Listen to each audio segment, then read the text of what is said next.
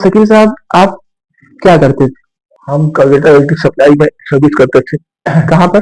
कोलकाता। तो आपकी शिक्षा कहाँ तक हुई? ज्यादा शिक्षा प्राप्त नहीं किए हैं, नन मैट्रिक है। घनिष्ठ मित्रों में से ओम प्रकाश आजाद, अच्छा शंभू सिंह। जी। अब आप यकीन नहीं मानेंगे, हम सभी भाई की तरह से, जैसे एक माँ के संतान हो, ठीक उसी तरह से हम लोग मिलजुल अपने के रहते तीनों बेटी में सबसे ज्यादा किसको चाहते हैं? अस्सलाम वालेकुम, नमस्ते, सत श्री अकाल। आई होप कि आप सब ठीक होंगे। आपके अपने चैनल सैयद निजाम ब्लॉग में आपका स्वागत है। तो यार, आज हम लोग सज धज के एकदम बैठे हुए हैं सिंहासन पे। तो आज हम ब्लॉग की जगह पॉडकास्ट कर रहे हैं। तो हमारे पहले पॉडकास्ट में कौन है? शकील साहब, रिश्ते में हमारे नाना लगते हैं। तो यार, हम पहला सवाल शकील साहब से ये पूछना चाहते हैं कि आपकी कितनी आयु है? 75 प्लस, 75 साल से ज्यादा। 75 साल के? 75 से ज्यादा। 75 से ज्यादा है, यानी कंफर्म नहीं है? 75 प्लस। 17 सितंबर 1950 की पैदाइश है। अच्छा, शकील साहब, आप क्या करते थे? हम कोलकाता इलेक्ट्रिक सप्लाई में सर्विस करते थे। कहाँ पर? कोलकाता। कोलकाता। कोलकाता था, अभी उसका नाम कोलकाता हो गया है। अच्छा, तो वहां पर आप जॉब करते थे, तो वहां पर रहते भी होंगे? हाँ, रहते थे। तो काफी समय वहां पर रहे होंगे? प्राय हमारी शिक्षा दीक्षा भी वहीं हुई। अच्छा, वहां पर शिक्षा दीक्षा भी हुई? हमारी शिक्षा दीक्षा वहीं हुई और हम वहाँ सर्विस में रहे। मित्र हमारे वहीं रहे, हम तकरीबन वहाँ 45 से 46 साल तक रहे। 45 से बंगाल। 46 साल? और यानी कि जब आपकी शिक्षा दीक्षा वहां पर हुई, तो इसके मतलब आपके पिताजी भी वहां पर रहते होंगे? हमारे पिताजी वहीं थे। वो भी वही जॉब करते थे? दूसरी उसी कंपनी में जॉब करते थे। उसी कंपनी में? अच्छा, तो आप वहां पर किस जगह पर रहते थे कलकत्ता में? श्याम नगर एक जगह है, वहीं रहते थे। श्याम नगर में? तो आप कलकत्ता में स्कूल टाइम से ही हैं, तो आपके वहां पर बचपन के दोस्त भी होंगे? हमारे घनिष्ठ मित्रों में से डॉक्टर ओम प्रकाश आजाद, अच्छा शंभू सिंह। जी। अब आप यकीन नहीं मानेंगे, वहाँ हम लोग, ये नहीं मालूम होता था पहले तो, धर्म की बात ही वहाँ नहीं होती थी। हम लोग एक दूसरे भाई, एकदम सभी भाई की तरह से, जैसे एक माँ के संतान हो, ठीक उसी तरह से हम लोग मिलजुल के रहते थे। और रमजान के महीने में जो हमारा मुकद्दस रमजान महीना चल रहा है जी, इसमें वो बढ़ करके आगे हमारे लिए, हम ड्यूटी में रहते थे, वो अफ्तारी का इंतजाम करते थे। हाँ, अफ्तार की दावत भी लोगों को देते थे। और हमारे मित्र शंभू सिंह जी, जो कि एडवोकेट है, वकील है, और वो डॉक्टर ओम प्रकाश जी, ऐसा मालूम होता है जैसा कि हम लोग एक ही परिवार है। और हम लोग भारतवासी, आज हमारे भारत में ना जाने क्या हो गया है कि हम लोग आपस में भाईचारा खोते जा रहे हैं, लेकिन वो भाईचारा अभी भी याद है, अभी भी हमारी बातें। हाँ, अभी कल या परसों 2 दिन लगातार हमारी बात, हमारे मित्र डॉक्टर ओम प्रकाश जी से बातचीत हुई। अच्छा, शंभू सिंह से बातचीत होती ही रहती है। यानी बराबर बराबर आपसे बराबर बराबर। जैसे महाभारत में कृष्ण और सुदामा की मित्रता थी, ठीक उसी तरह से हम लोग भी। अच्छा, आप जब वहाँ नौकरी करते थे, तो वहां पर जो घर यानी जहाँ रहते थे, वो आपका पर्सनल मकान था कि किराए पर रहते थे? नहीं, किराए का मकान था, पर्सनल नहीं था। किराए का मकान था। तो वहां पर आपकी फैमिली भी रहती? हाँ, कभी कभी आपकी नानी वहाँ जाती थी, कभी 2-3 बार गए हैं, उसके बाद नहीं गए। कितने कितने समय पे आप यहाँ पर आते थे फूलपुर में? हर 3 महीना, कभी 6 महीना, कभी 5 महीना, ऐसे ही चले आते थे। अच्छा, कभी एक हफ्ते में ही चले आए। तो आपकी शिक्षा कहाँ तक हुई? हम ज्यादा शिक्षा प्राप्त नहीं किए हैं, नन मैट्रिक है। Non matric. तो शकील साहब, आप कलकत्ता में रहते हैं और भारत देश ऐसा है कि यहाँ पर अनेकों भाषा बोली जाती है और कलकत्ता में भी अलग भाषा बोली जाती है फूलपुर के अकॉर्डिंग यानी उत्तर प्रदेश के अकॉर्डिंग। तो कुछ भाषा वहाँ की आप बोलिए। हम बंगाली जबान भी जानते हैं, बंगाली पढ़ना लिखना भी जानते हैं। हमारे ऑफिसर जितने भी थे वो सब बंगाली थे। जैसे कि हम अभी बोल रहे हैं आप कैसे हैं, तो बंगाल में कैसा बोला जाता है? आपनी केमन आছেন, आपने कैमो नाचे, केमन आছেন, कैमो नाचे यानी हम ठीक। आपनी के आप कैसे हैं, अच्छा आप कैसे हैं, सॉरी। आपनी केमन आছেন। हाँ, अगर तो वो जवाब देगा कि आप जैसे पूछे इसका मतलब आपनी केमन आছেন, तो जैसे हम आपसे पूछे आपनी केमन आছেন तो आप जवाब दीजिएगा आमी भालो आছি, यानी ठीक है। हम ठीक। बंगाल से वो कब फूलपुर आए, इलाहाबाद आए? 2004 में हम 2013 के बाद से हम यहीं रहना स्टार्ट कर दिए। यानी 2013 में ही आप रिटायर हो गए? नहीं रिटायर्ड हम कई जगह गए, बंगाल में ज्यादा रहे।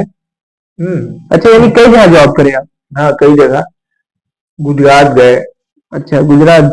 गुजरात में रहे, उधर बंगाल में रहे, फिर 2 साल तक यहाँ रहे, क्या कहते हैं झारखंड में रहे टाटा में। अच्छा हाँ उसके बाद 1 साल बंगाल के नदिया डिस्ट्रिक्ट में रहे, जहाँ अभी हल्दिया डिस्ट्रिक्ट।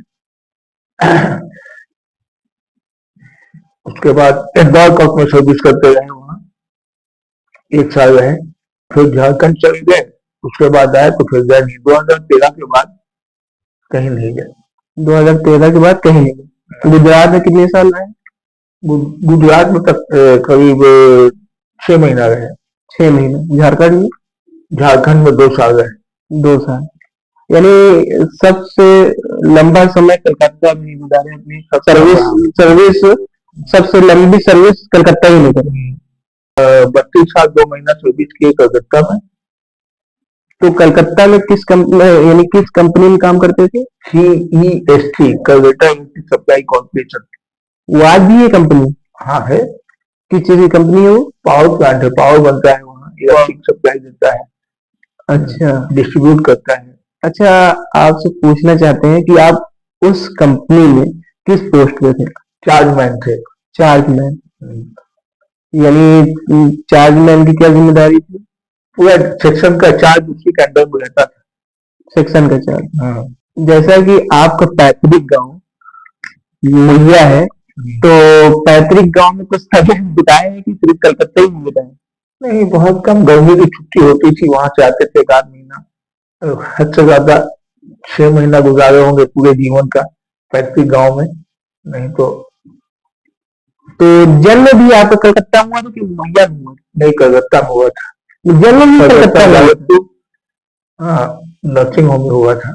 अच्छा तो एक तरह से आप प्योर, एक तरह से आप बात करना चाहते हैं एक तरह से प्योर कलकत्ता वासी। हाँ हमारा बाई बॉर्न वहीं के हैं। तो आप सोचे नहीं कि हमको यहाँ जमीन ले लेना चाहिए, हमको यहाँ फ्लैट बना लेना चाहिए, ये क्यों नहीं सोचे? नहीं ये नहीं सोचे। हमारे वालिद साहब, हमारे पिताजी मुर्शिदाबाद में जमीन लिए थे, लेकिन हम लोग सोचे कि भाई रिटायर्ड होने के बाद यहाँ से तो अपने यहाँ तो अपने लोग हैं, अपने लोग हैं, वहीं जाना है, तो उसको भी बेच दिया गया। वहां अच्छा रहने के लिए माने आपस में जब परामर्श किया गया, मशवरा किया गया, तो घर के लोग राजी नहीं हुए, कह नहीं वो जमीन वहां नहीं है, मुर्शिदाबाद में वहां बेच दी गई जमीन। अच्छा यानी आप लोग जमीन वहां लिए थे, आपके पिताजी जमीन लिए थे मगर उसको बेच दिया गया क्योंकि वहां पर अपने लोग नहीं थे। तो आप कलकत्ता के प्योर निवासी हैं, तो आप कुछ खूबसूरती कलकत्ता की बताइए। कलकत्ता हमारे रोम में जो पश्चिम बंगाल की जमीन सरजमी जो है हमारे रोम में बसी हुई है, वहां की खूबसूरती क्या, वहाँ एक एक से जगह है जो कि बहुत ही अच्छी है। कलकत्ता की हर जगह हाँ खूबसूरती से मैंने बहुत ब्यूटी है वहाँ। वहाँ का मशहूर ब्रिज है हावड़ा ब्रिज। हावड़ा ब्रिज, हाँ। तो उस पर तुम काफी गुजरे होंगे आप। एक बार नहीं, कम से कम 400-500 बार गुजरे होंगे। 400-500 बार। तो नाना कुछ आप कविता या कुछ शायरी हमको सुनाइए, हम लोग को सुनाइए, जिससे हम लोग थोड़ा सा आनंदित हो। नहीं चाहिए दिल दुखाना किसी का, नहीं चाहिए दिल दुखाना किसी का, नहीं चाहिए दिल दुखाना किसी का। हे ईश्वर, हम लोगों से प्रार्थना करते हैं किसी मानव का दिल न दुखाएं, किसी को ठेस न पहुंचाएं कि उसकी आत्मा दुखी हो। हाँ, मेरे जनाजे के साथ जमाना निकला मगर वो नहीं निकले जिसके लिए मेरा जनाजा। दिल दुखाए मगर कुछ समझ बुझकर, इस तरह दिल दुखाना जरूरी नहीं। शेख साहब हो या कोई ब्राह्मण, दिल अगर दिल से पहले न सजदा करे तो फिर सर का झुकाना जरूरी नहीं। मन हो चंगा तो कठौती भी गंगा बने, जाके काशी नहाना जरूरी नहीं। जैसा कि कलकत्ता की रहने वाली महान महान महान महान समाज सेवी मदर टेरेसा, आप कलकत्ता में रहे हैं तो मदर टेरेसा को देखें। उन्हें, उनके जहां वो रहती थी, एक जगह है बावला सियादा के पास में, उनके हुजरे में गए हैं। वो जहाँ रहती थी, जहाँ उनका मकान था, अच्छा। वहां गए हैं। उनको तो कोई भी राह चलते आदमी देखता था, वो कोई हाँ, समाज समाज सेवी थी। वो रास्ते में ऐसे कोई चल रहा है तो उसको उठा लेते थे। उनको बहुत से गरीब आदमी देखता था। बताइए। हाँ, पूरी दुनिया में उनका नाम था। वो सेवा की है, इंसान की खिदमत की है, इसलिए उनका नाम ज्यादा हुआ। उनको बाहर तक लोग जानते हैं, आप लोग बाहर जानते हैं, पूरी दुनिया जानती है। वही पूरी दुनिया जानती है। उनके नाम से कई कई संस्था है, यानी उनके नाम से हमारे समझ से हमारे स्कूल में एक नाम, उनके नाम से मदर टेरेसा पब्लिक स्कूल है। न जाने कितना स्कूल होगा उनके नाम से, न जाने कितनी चीज होगी उनके नाम से। तो उन जैसी शख्सियत से आप मिले हैं, बहुत सौभाग्यशाली हैं। हॉस्पिटल बनवाई। वो जब कभी वहां आती हैं तो अपने हाथ से कुष्ठ रोग जो होते हैं, कोढ़ के रोग, उनको अपने हाथ से खाना खिलाती थी। वो न देखती थी कौन मजहब का है, कौन कौन धर्म का है, कौन जाति का है, सब कुछ नहीं देखती थी। अपने हाथ से खाना थाली में परोस के देती थी। तो शकील साहब, आप कई जगह रहे हैं, जैसे कलकत्ता, गुजरात, झारखंड, तो आपको उस सब जगह की भाषा भी यानी आती होगी। नहीं, हमको बंगाल की भाषा और अपने हिंदी भाषा, उर्दू जबान, इंग्लिश, इसके सिवा दूसरी कोई जबान नहीं आती। अच्छा, इंग्लिश भी आती है। तो इंग्लिश में कुछ हमको तो समझ में आएगा नहीं, आप लोगों को आप सुनाइए। हम खास करके अपने भारतवासियों को अंग्रेजी में बोल देते हैं, god give 4 type of birth in the world. ईश्वर ने पूरे विश्व के लोगों को 4 तरह का गिफ्ट दिया है। वर्थ माने धन, सुख देने वाली चीज है। ईश्वर कहता है, if you want your peace of mind, क्या तुम मानसिक शांति चाहते हो? If you want of peace of mind, तो I give to you 4 type of wealth. मैंने तुम्हें दिया है 4 तरह का सुख, धन। पहला धन क्या है? Worship of god, bow down your head only for god. ईश्वर की आराधना करो और ईश्वर के आगे नतमस्तक हो जाओ। बो डाउन मतलब नतमस्तक होना। बो down your head only for God. और दूसरी दौलत क्या है? Respect your parents and leader, love your youngers. अपने माता पिता का आदर करो, उनका सम्मान करो, उनकी सेवा करो और बड़ों की इज्जत करो, हमेशा सुखी रहोगे। और तीसरी दौलत क्या है? Health is wealth. स्वास्थ्य जो है एक दौलत है, अगर स्वास्थ्य नहीं तो कुछ भी नहीं। और चौथी दौलत क्या है? Education. Without education life is one type of animal. शिक्षा के बिना जीवन एक पशु के समान है। वही ही गेट सक्सेस हुआ का सफलता वही प्राप्त करेगा जो परिश्रम करेगा। हम भारत के तमाम लोगों से कहना चाहेंगे, ये भारतवासियों, परिश्रम करो, अपने देश को आगे ले जाओ। देश का सम्मान आपका सम्मान है। अगर देश की उन्नति होगी तो हम भारतवासियों को उन्नति होगी। देश को आगे बढ़ाना है तो परिश्रम करना होगा, मेहनत करना होगा। तो हम आपके लिए 5 क्वेश्चन लिख के आए हुए हैं, उसमें आपको सब सही बताना है। पूछिए। तो उसमें पहला क्वेश्चन है, आपको सबसे ज्यादा खाने में क्या पसंद है? हमारा सबसे फेवरेट डिश है मछली। मछली। दूसरा क्वेश्चन, आपका सबसे लोकप्रिय राज्य कौन है? लोकप्रिय राज्य जी। पश्चिम बंगाल, वेस्ट बंगाल। आपका पसंदीदा हीरो? दिलीप कुमार थे जो अब नहीं रहे। जी। चौथा क्वेश्चन, आपका पसंदीदा खेल? क्रिकेट। क्रिकेट। पांचवा क्वेश्चन, ये आपके लिए बहुत मुश्किल भरा क्वेश्चन है, इसको आप एकदम सही बताना है और एक बताना है। आप अपने तीनों बेटी में सबसे ज्यादा किसको चाहते हैं? सही जवाब देना है और एक जवाब पिता के लिए तो समान होती है, लेकिन प्रेम सबसे ज्यादा जो बड़ी बेटी होती है उसी से होता है। इसका कारण है प्रेम तो सबसे होता है। नहीं, एक आपको बताना है। प्रेम सब बेटियों से है, लेकिन बड़ी बेटी से अधिक प्रेम होता है। यानी आपका सीधा जवाब है कि आप सबसे ज्यादा प्रेम बड़ी बेटी से करते हैं। हाँ, प्रेम तीनों बेटियों से है, लेकिन बड़ी बेटी क्योंकि पहले आई जीवन में और पहली संतान है, वो घर के परिवार की सबसे बड़ी है, इसलिए उससे अधिक प्रेम होता ही है। ये तो प्राकृतिक देन है। तो यार, सवाल का पड़ाव खत्म होता है। जितना सवाल था वो सवाल पूछ लिए हैं। आप कुछ और कहना चाहते हैं तो कुछ कह दीजिए। हम अपने मित्रों के बारे में कहेंगे, उनकी हमें बहुत याद आती है। हम ईश्वर से प्रार्थना करते हैं डॉक्टर ओम, शंभू सिंह, हमारे जितने भी मित्र हैं वहाँ पश्चिम बंगाल में, जैसे डॉक्टर चैन है और भी कुछ मित्र हैं, उनके लिए हम ईश्वर से प्रार्थना करते हैं, ईश्वर उनको सुखी रखें, उनका स्वास्थ्य ठीक रखें, उनको दीर्घायु प्रदान करें।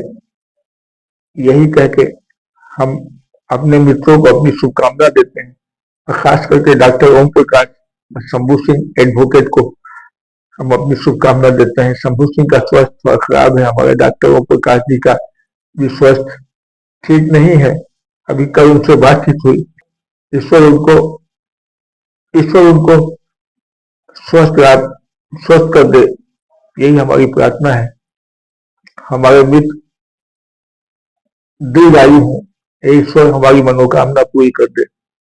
उनसे पहले इस पृथ्वी से हमें लेके चला जाए, इन हमारे दोनों मित्रों को हमारे सामने हमारे जीवन में कुछ ना हो, ये हमारी प्रार्थना है। तो यही असली यानी भाईचारगी है, यही असली प्रेम है, और दुनिया में कुछ भी नहीं है। सबसे ज्यादा लोगों से प्यार, इंसियत, भाईचारगी, और यही चीज आगे काम भी आएगी। और भगवान के पास, अल्लाह के पास जाएंगे तो ये चीज सबसे पहले आपके सामने आएगी और सबसे पहले यही पूछा जाएगा। तो शकील साहब, आपका बहुत बहुत शुक्रिया जो आप हमारे लिए समय निकाले। आपका बहुत बहुत धन्यवाद। तो यार, अब इस पॉडकास्ट को यही करते हैं समाप्त। मिलते हैं फिर अगले पॉडकास्ट में।